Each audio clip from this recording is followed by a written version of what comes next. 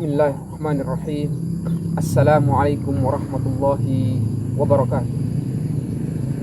Hadirin dirahmati Allah subhanahu wa ta'ala. Alhamdulillah, ahmaduhu hamdan wa ashkuruhu syukra. Salatan wa salaman ala rasulillah Muhammad ibn Abdullah wa ala alihi wa ashabihi wa man tabi'alahum ihsanin ila yaumil qiyamah. Amma ba'du.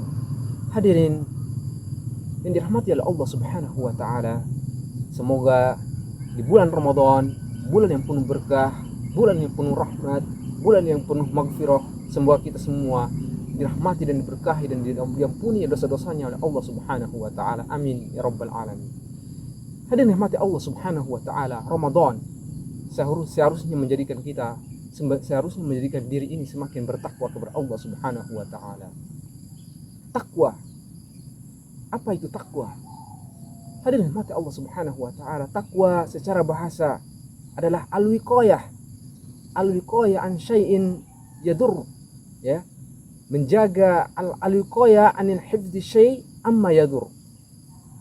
Takwa adalah menjaga dari sesuatu yang akan mencelakakan kita. Hadirin mati Allah subhanahu wa ta'ala, pentingnya takwa kepada Allah subhanahu wa ta'ala. Allah subhanahu wa ta'ala telah banyak sekali mengungkapkan ayat di dalam Al-Quran yang mengingatkan kepada umat manusia, kepada kaum muslimin untuk selalu melihat, menjaga dirinya, meningkatkan ketakwaan dirinya kepada Allah subhanahu wa ta'ala. Allah subhanahu wa ta'ala, salah satu ayat yang diperintahkan oleh Allah subhanahu wa ta'ala dalam firman-Nya, ya ayyuhalladzina amanu taqullaha haqqa tuqatih wa la tamutunna illa wa antum muslimun. Wahai orang-orang yang beriman, bertakwalah kalian kepada Allah subhanahu wa ta'ala dengan sebenar-benarnya takwa, dan janganlah kalian meninggalkan dunia ini sampai kalian benar-benar beriman, beragama Islam, muslim yang hakiki. Muslim yang hakiki adalah muslim yang bertakwa sepenuhnya kepada Allah subhanahu wa ta'ala.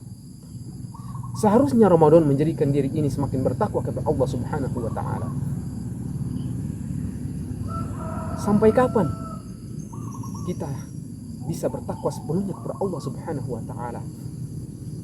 Lisan kita, mata kita, hidung kita, tangan kita, kaki kita, dan kemudian yang lebih penting adalah hati kita. Ya, di antara definisi takwa para ulama menyebutkan at-taqwa al-imtisal bi awamirillah wal ijtinab amma nawah. Di antara definisi takwa adalah melakukan ketaatan kepada Allah subhanahu wa ta'ala atas apa yang diperintahkan oleh Allah subhanahu wa ta'ala, kemudian menjauhi semua yang dilarang oleh Allah subhanahu wa ta'ala. Kemudian hadirin rahmati Allah subhanahu wa ta'ala, takwa adalah tempatnya di hati. Rasulullah sallallahu alaihi wasallam bersabda dari Abi Hurairah radhiyallahu ta'ala anhu, Rasulullah pernah ditanya, kemudian Rasulullah menjawab, at-taqwa hahuna, at-taqwa hahuna, at-taqwa hahuna. Rasulullah SAW menyebutkannya dengan 3 kali. Pentingnya takwa tempatnya di hati. Hadirin rahmati Allah subhanahu wa ta'ala, kaum muslimin, semoga kita menjadi pribadi yang bertakwa, diri kita semakin bertakwa kepada Allah subhanahu wa ta'ala. Kemudian Ali, sahabat Nabi Ali radhiyallahu ta'ala anhu, juga pernah mendefinisikan takwa. At-taqwa hiya al-khawfu minal jalil wal amalu bit tanzil wal qana'ah bil qalil wal istidadu li yaumir rahim. Ali radhiyallahu ta'ala anhu berkata, takwa adalah takut kepada Allah subhanahu wa ta'ala al-jalil, yang maha besar, yang maha agung. Wal amalu bit tanzil, dan kemudian takwa adalah mengamalkan dengan apa yang diperintahkan Allah subhanahu wa ta'ala di Al-Quran. Wal qana'atu bil qalil, dan Ali melanjutkan bahwa takwa adalah bersifat qana'ah dengan sesuatu yang kecil, yang sedikit, kita merasa puas. Kemudian wal istidad yaumir rahim, dan kemudian kita menyiapkan diri ini untuk menghadapi hari yang akan pergi, dunia yang fana yang akan pergi, yang kita akan bertemu dengan Allah Subhanahu wa taala di yaumil akhir. Hadirin yang rahmati Allah Subhanahu wa taala. Kemudian salah satu definisi takwa para ulama, para sahabat, bahkan salah satu datang dari istri Rasulullah SAW, Aisyah radhiyallahu taala anha, mendefinisikan takwa. At-taqwa taratil ad-dzunub, ya. Takwa adalah menjauhi perkara yang kecil, yang merupakan dosa-dosa yang kecil yang tidak kita sangka, yang bisa menjerumuskan kita kepada dosa yang lebih besar. Itulah takwa, berhati-hati dengan hati. Hadirin mati Allah Subhanahu wa taala. Sampai kapan lisan ini bisa bertakwa kepada Allah Subhanahu wa taala? Sampai kapan mata ini bisa bertakwa kepada Allah Subhanahu wa taala? Sampai kapan tangan ini bisa bertakwa kepada Allah Subhanahu wa taala? Sampai kapan telinga ini bisa bertakwa kepada Allah Subhanahu wa taala? Dan sampai kapan kaki ini melangkahkan dalam ketakwaan Allah Subhanahu wa taala? At-taqwa tempatnya di hati. Hadirin mati Allah Subhanahu wa taala. Bukan dengan sekedar kata-kata. Takwa bukan dengan sekedar ucapan, akan tetapi takwa adalah bentuk, ya, ketaatan dari hati yang membentuk apresiasi dalam bentuk anggota tubuh. Takwa adalah merupakan bentuk ketaatan hati yang diaplikasikan melalui mulut kita, hidung kita, telinga kita, tangan kita, kaki kita, dan seluruh anggota tubuh kita. Itulah takwa. Banyak dari kita, bahkan di bulan puasa yang mulia ini, yang seharusnya kita menjaga lisan kita, pendengaran kita, dan seluruh anggota tubuh kita, tapi malah masih banyak kaum muslimin yang masih jatuh dalam dosa yang tidak mereka sangka-sangka, mulut yang tidak mereka jaga, selalu menggibahi manusia orang lain, selalu mengungkit-ungkit aib orang lain. Mata kita seharusnya dijaga, malah melihat sesuatu yang buruk.